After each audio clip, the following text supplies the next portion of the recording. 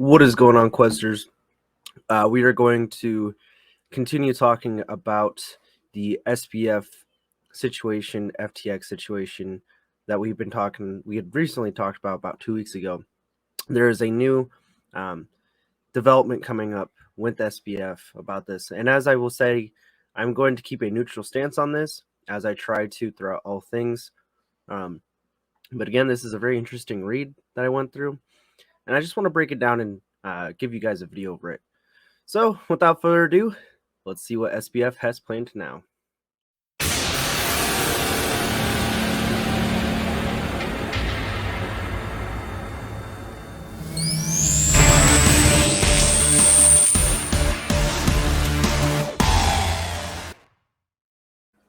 We will be keeping a neutral stance during the duration of this video. And as we talk through this article, I will be giving my ideas and points of view. But again, like I said, we're going to be trying to keep a neutral standpoint while going through this, not trying to lean towards innocence or guilty until, again, it's proven otherwise. So his whole idea is that he plans on starting a new business to repay victims after he denied fraud, but admitting incompetence in the FTX scandal. Now, I don't know if you guys had heard, but shortly before FTX's bankruptcy, they had been hacked from an outside source. And from what I heard, billions of dollars were taken away or were stolen from FTX. Now, again, if this was an inside job hack or if it was a harmful hacker that just so happened to get into the system and steal these things, I'm not sure. There is an investigation being pursued for that, just to see again if it is. If it is, then I'll definitely be a nail in the coffin to see that the whole collapse of FTX could have been an inside job, and they will also then pursue the possible connection that SBF may have to that scandal. But so when he was talking to the BBC News, he said that he was going to be thinking of how he can help the world, and if users had gotten much back, then he's going to be thinking about what he can do for them. And for this, I mean, again, coming from the neutral stance, it's good to hear people say that, but at the same time, so many things will come up and happen where they will be like, well, they will try to give up the ploy that they're trying to help people, and then that would continue on to another problem or another issue. And he said that he completely denied that he had did any fraud and admitted that he had been not nearly as competent as he thought he was. But at the same time, I feel with you being the CEO of FTX, it should have been known, or you should have seen earlier before the collapse of it, that you were not as competent. And as soon as you realized that, you should have stepped down. And I feel like he wouldn't have gotten as much heat if he had come out earlier and before FTX started bankruptcy and all those kind of things. If he had came out earlier in the year and had said, hey, I'm not as competent of a CEO as I thought I was. I can't run this company efficiently. And for that, I'm stepping down. I feel that this situation would have been completely different. Maybe there would have still been some heat because, again, he would have been the former CEO, but it would not be probably as bad as it is right now since he was the CEO up to the collapse.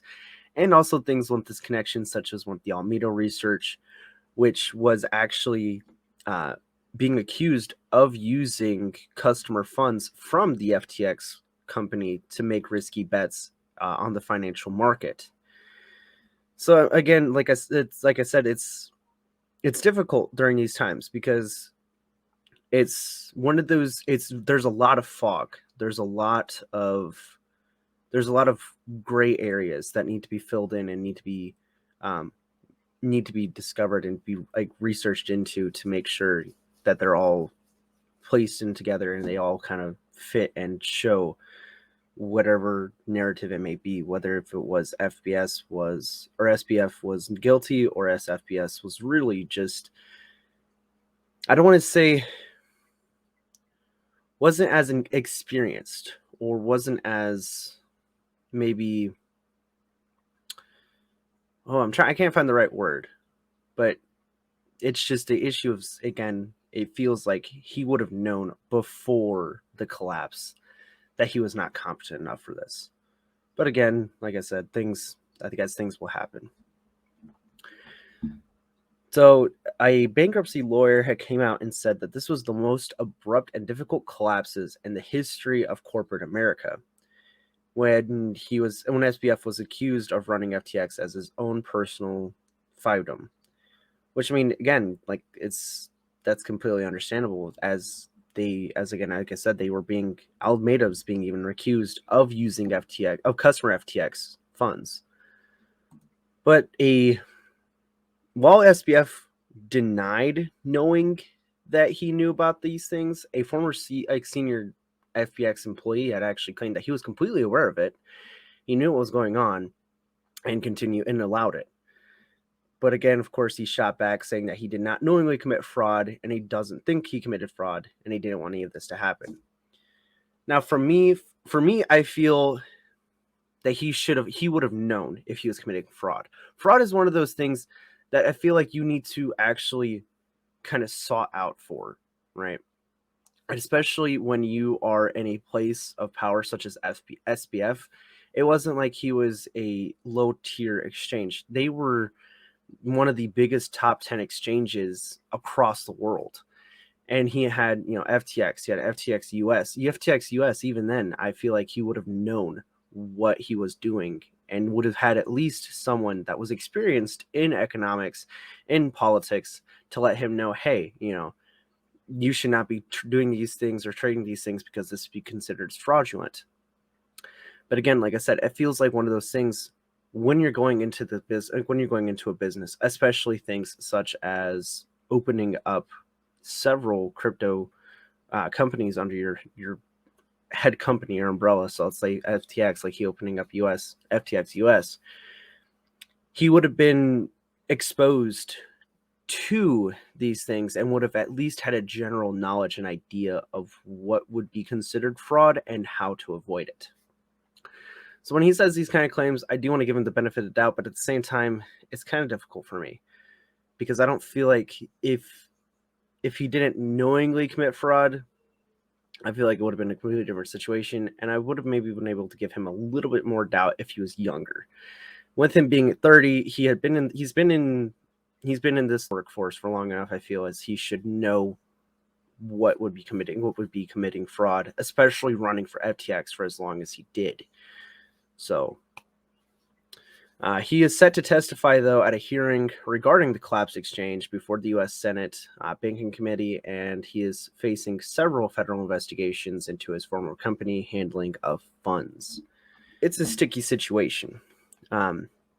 There's a lot of gray areas, and there's a lot of unanswered questions that are going around. There are some that are coming up with possible links as to how all this was an inside job and how all this was kind of done on purpose. And again, it is interesting. I do believe the another high employee, I forgot what it was, I forgot what position he was at this point. Apparently, they had started an investigation on him as well. He was connected to SBF. He was again, one of the higher ups of FTX. So they started an investigation on him as well to see what his whole role was in this collapse, or if he even had a role in this. But so, yeah, I mean, we'll see. I feel though it's too soon. I feel it's too soon for him to coming out and saying that he wants to start a new company. I feel the new company will possibly fail or it'll collapse. Because again, there's still ongoing investigations. There's still a lot of distrust in the community to SBF because, again, of the things that had happened, because of his connections. And like I said before, maybe some of you will even agree with me. Let me know in the comments if you do. Is the fact of his statement saying that he didn't know that he was committing fraud, or he didn't even mean to commit fraud, but also at the same time where he says that he was not as competent as he thought. That's the other issue as well. Is it feels to me as though you would know if you're being competent enough or not. especially because this sounds like this has been going on for some time now. It's not like it was just a recent thing that happened and it completely destroyed FTX. This has been an ongoing thing and an ongoing situation. So it feels like at least halfway through the situation, he would have known at fully if he was actually competent or ready for these positions. And if he wasn't, to step down and to publicly come out and say, hey, I thought I could do this, but I can't. I do apologize, but the new CEO will be voted on or be whoever else he chooses. But instead, he wrote this out till the end and destroyed two companies at the same time, and now is possibly facing federal charges. And this could have all, again, like I said, it could have been avoided at least mitigated most of the heat off of him if he had early on had said that he was going to go ahead and quit and he was not competent enough. So we will, like I said, we'll continue doing videos over this as this progresses, as this goes on, as it develops, and to see kind of what's going on here. Also, if you guys have made it this far in the video, please consider liking and subscribing. We are very close to our minor goal. We are only 5 subscribers off of 750. If you have watched my Lucky Toad video, if not, go ahead and watch it here. It'll be popping up. I had made the statement that at 850 that we were going to be doing a giveaway. After some consideration and over the weekend of thinking of it, I have decided to drop it down to 800. If we reach 800 subscribers by, I would say, January 800 subscribers, I will do a minor giveaway, and when we reach 1,000 subscribers, then I will do a major giveaway for you guys. Again, if you do enjoy this content, please give it a like and subscribe. Let me know in the comments what you think about this. What do you think do you think SBF's new company is going to be a success, or do you think it's going to fall down and go into a burst of flames just as FTX and Alameda has happened? So again, don't forget to drop that comment down below, and we will see you guys Wednesday for our Let's Talk Crypto live stream. Stay safe out there, everybody, and as always, quest on.